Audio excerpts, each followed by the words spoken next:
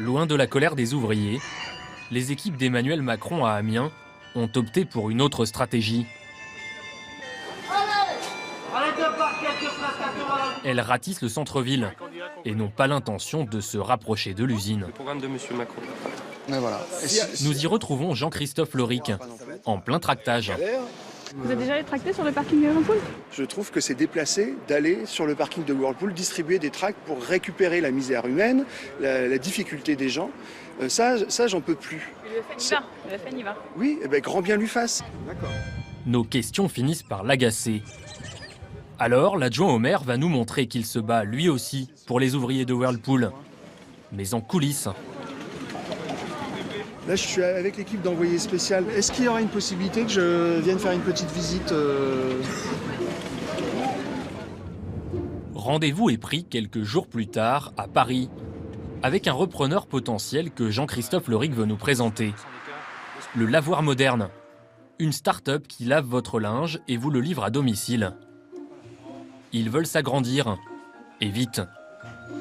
400 000 € de chiffre d'affaires l'an dernier, une activité en pleine expansion grâce à leur application sur téléphone mobile. 48 heures plus tard, il recevra un petit SMS pour lui dire que c'est prêt. Et de la même manière, en un clic, 30 minutes plus tard, vos vêtements sont livrés à domicile.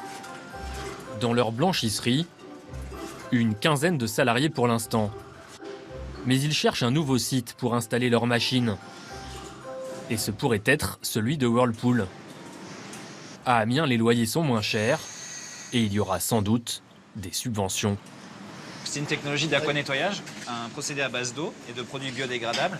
Parce qu'à terme, on aura combien de machines à laver comme ça dans les futurs projets sur Amiens?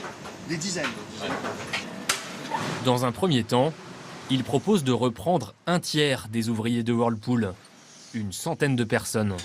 Là, si on vous met 2 heures sur le poste, très rapidement, vous allez comprendre, monter en cadence. Et cette machine permet de faire quand même 40 chemises à l'heure. Notre objectif demain, dans l'installation qu'on projette à Amiens, c'est par cellule de 6 mm², on aura 100 à 120 équivalents temps plein qui travailleront sur le site. Vous seriez prêt à reprendre des ouvriers qui doivent réapprendre depuis la base?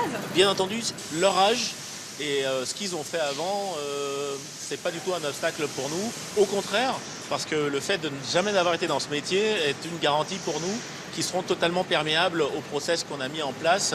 Les ouvriers et ouvrières de Whirlpool, à peu près 48 ans d'âge en moyenne, est-ce que vous pensez vraiment qu'ils vont se mettre à la blanchisserie à près de 50 ans? Alors, vous savez, dans le domaine de la blanchisserie, tous les âges sont représentés. Donc il y a des personnes qui sont en reconversion et ça peut correspondre à un certain type d'activité. Après, évidemment, tout le monde n'est pas... parce que c'est vrai que ça peut être aussi assez physique, donc il faut voir en fonction des besoins et des envies des personnes. Au total, une quinzaine de candidats seraient en lice pour reprendre au moins une partie du site. Une loi récente oblige Whirlpool à chercher un successeur, mais rien ne sera annoncé avant l'été.